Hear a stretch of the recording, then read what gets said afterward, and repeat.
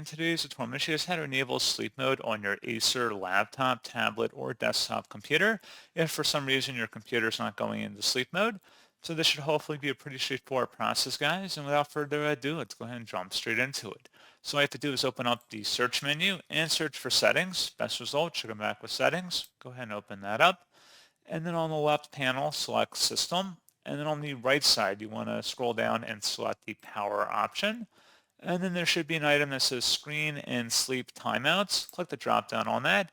And where it says Plugged In, you want to set versus Make My Device Sleep After. Click the drop down and select Never. And then if you're on a laptop or tablet device, there should be another section that says Battery Mode.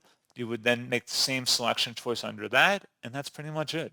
So, as always, thank you guys for watching this brief tutorial. I do hope that was able to help you out, and I do look forward to catching you all in the next tutorial. Goodbye.